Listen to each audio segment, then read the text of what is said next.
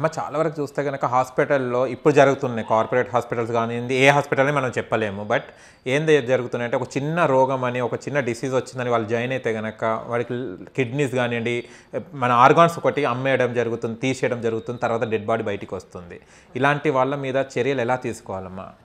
చర్యలు ఎలా తీసుకోవాలి అంటే ఫస్ట్ వీళ్ళు ఏ డిసీజ్ మీద జాయిన్ చేశారు, నెక్స్ట్ దానికి తగ్గ ట్రీట్మెంట్ చేశారా, లేకపోతే సైడ్ ఏమైనా ఘాట్లు కానీ ఏదైనా అవయవాలు తీసినట్టు మీకు డౌట్ అనిపిస్తే మాకు ఈ డౌట్ ఉంది, ఈ హాస్పిటల్లోని నేను ఈ డిసీజ్ కోసం తీసుకెళ్ళాను, నాకు డౌట్గా ఉంది, వేరే దగ్గర పార్ట్ కోసారు, ఆ ఆర్గాన్స్ ఏమైనా వీళ్ళు తీసారేమోనని డౌట్ వస్తుంది. కంప్లైంట్ చేయకపోతే మీకు ఎలా? కొంతమంది చలాకీగా ఏం చేస్తున్నారు, డాక్టర్స్ చనిపోయారు పోస్ట్ మార్టం పంపించాలి అట్లా అని తీసుకొని వెళ్ళిపోతున్నారు. అప్పుడు కొంతమంది అంటే జనాలందరికీ నాలెడ్జ్ ఉండదు, అరే చనిపోయిన దుఃఖంలోనే ఉంటుంటారు వాళ్ళు, ఈ అప్పటి వరకు పోస్ట్ మార్టం అనే రీజన్ చూపెడుతున్నారు.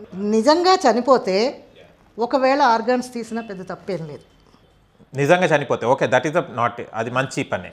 కానీ పాపం మంచి ఒక చిన్న డిసీజ్ వచ్చిన వాడికి చంపేయడం అంటే పాపం కదా. అంత క్రూయల్గా చంపరు హాస్పిటల్స్లో.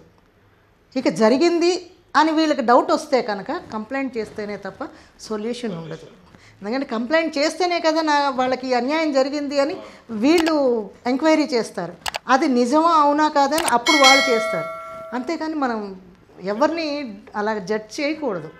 ఒకవేళ అలా కంప్లైంట్ రేజ్ అయితే హాస్పిటల్ మీద అలాగ కంప్లైంట్ కన్నా అలాగ రేజ్ అయితే కనుక హాస్పిటల్ పైన మనం కంప్లైంట్ చేయొచ్చు, వాళ్ళ లైసెన్స్ కూడా క్యాన్సిల్ అవుతుంది, ఆ డాక్టర్స్ని కూడా అరెస్ట్ చేస్తారు.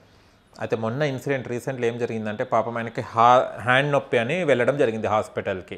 కాకపోతే వేరే దగ్గర కాట్లు ఉన్నాయి, ఈ హ్యాండ్ బతుకున్నాడమ్మా మీ ఆపరేషన్ సక్సెస్ అయిందని చెప్పడం జరిగింది. ఓన్లీ భుజం నొప్పి అంటే పోయాడు అతను, కానీ డెడ్ బాడీ బయటికి వచ్చింది. మరి వాళ్ళు కంప్లైంట్ చేయాలి కదా, వాళ్ళు వెళ్ళొచ్చు, కేసు ఫైల్ చేయొచ్చు.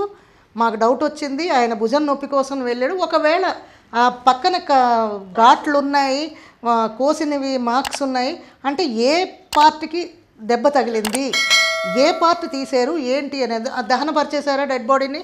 ఆ దహనం అయిపోయింది, అది దాని మీద విచారణ స్టార్ట్ అయిన తర్వాత దహనం స్టార్ట్ అయింది. ఓకే, విచారణ స్టార్ట్ అయ్యాక దహనం అయింది అంటే దాంట్లో అన్నీ తెలిసిపోతాయి.